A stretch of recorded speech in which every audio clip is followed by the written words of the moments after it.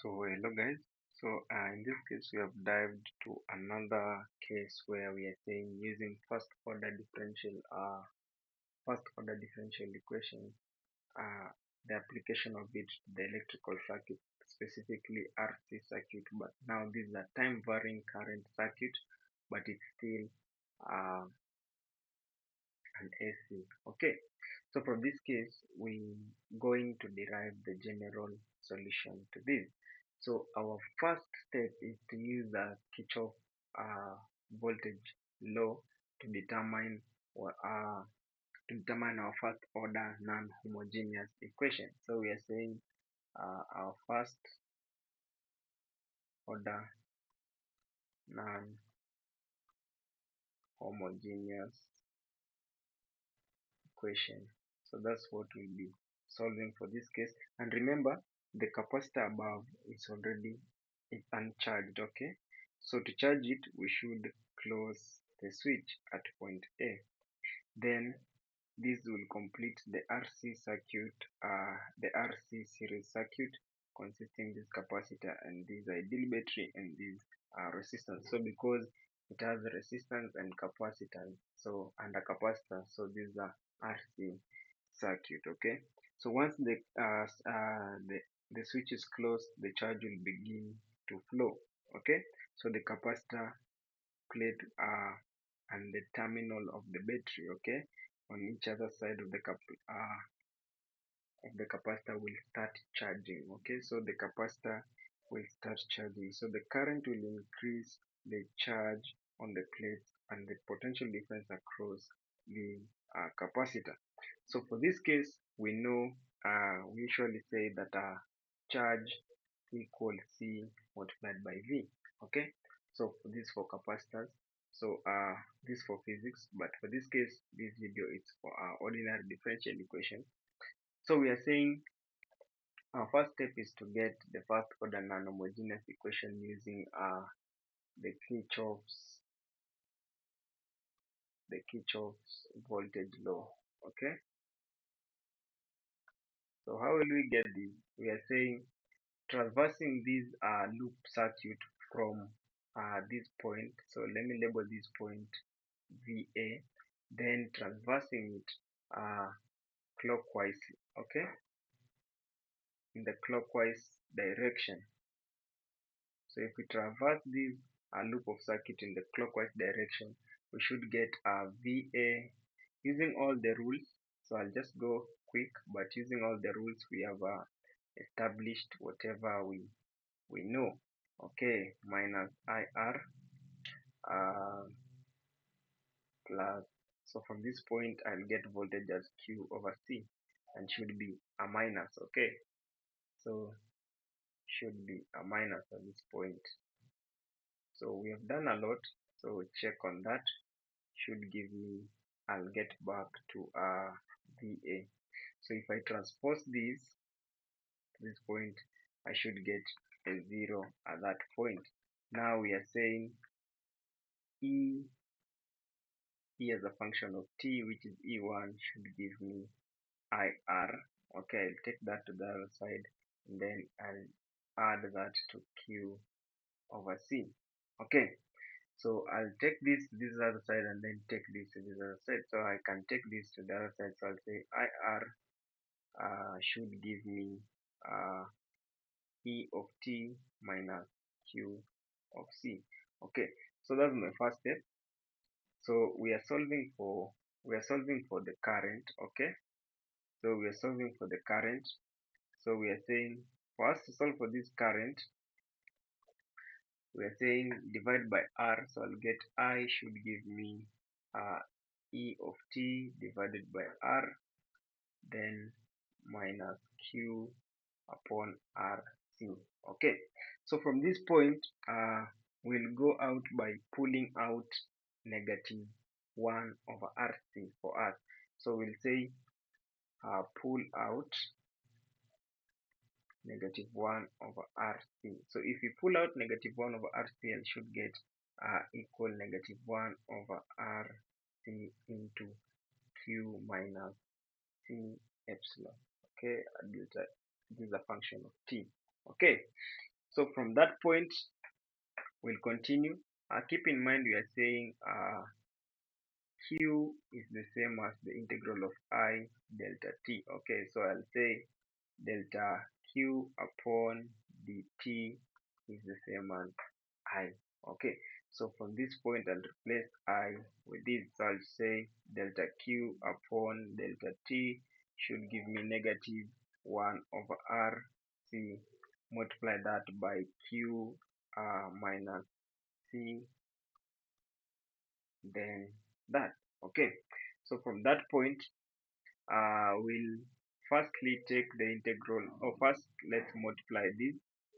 So we'll multiply this delta t to this other side. So I'll multiply by delta t and multiply this by delta t. Okay, so this cancels this. I'll get dq should give me negative 1 over rc multiplied by q minus c. These are the function of time. Okay, delta t. Okay, so from this point, so let's divide this by q minus c epsilon t. Okay, so this cancels this. Then at this point we have q minus c epsilon t. Okay, from this point you have seen this cancels this and then getting this. So for us to solve for this, so let's clean this a bit. We're saying delta q upon q minus c multiplied by that. I should get my answer as negative 1 over r c. Okay, so for us to solve for this, this is now where differential equations comes in. So we should take the integral of this side and then take the integral this side. Okay, so saying we're taking this integral with respect to q and then taking this integral with respect to c. Okay, sorry, maybe just for another thing, I think this is not as a function of t. Okay, the function of t should be the current, not the voltage. Okay, so this shouldn't be delta, this shouldn't be as a function of t. Okay, so at that point we are saying let's calculate this. So just a bit, I clear this part. So we are saying shouldn't be the function of t, it should be just t. Okay, it should be just t.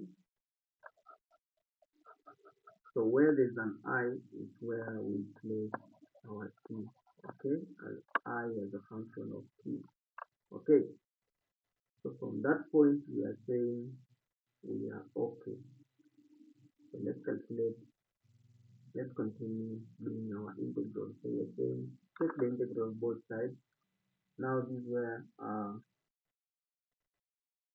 differential equations need physics. Okay, so we are saying if we take the integral of both sides, so let's take the integral of this side. So if you take the integral, we say we'll give it an indefinite, okay, we'll give it a definite interval from 0 to a certain value, then from 0 to t.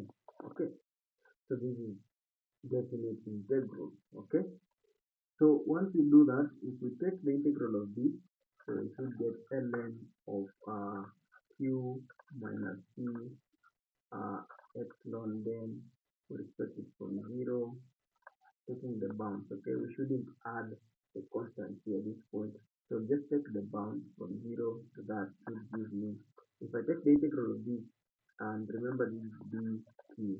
Okay, remember this is dt, so this is an negative 1 over r c multiplied by t.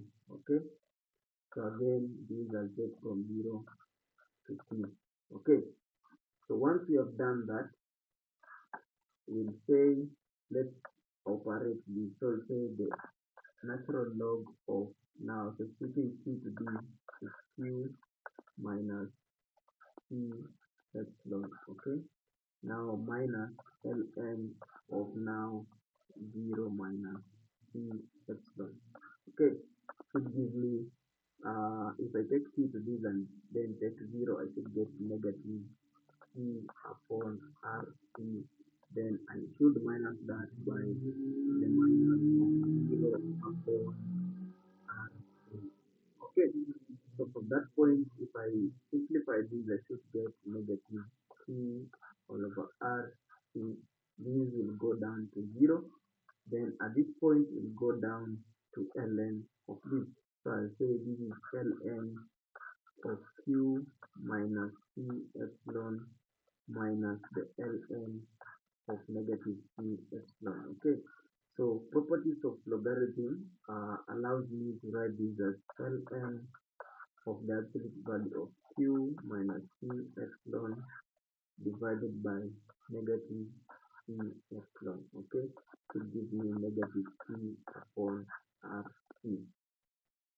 Okay, so from there we're saying take the exponential both sides, and remember once you've taken the exponential both sides, so this will go down to 1. So I'll say this is just Q minus P epsilon divided by negative P epsilon should equal e raised to negative P upon RC.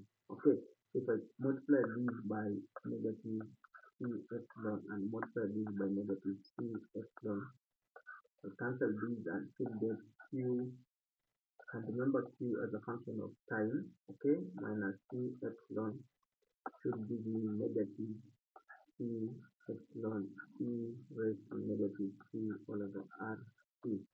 Okay, so we continue our process. So again, transpose this to the other side. The same Q as a function of T should give me, if I take this, it will be P epsilon minus P epsilon T raised to negative P upon RC.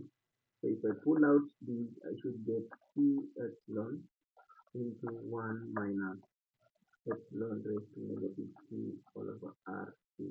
Okay, as a function of Q as a function of time. Okay, so this is now the general solution. Okay, so this is the general solution.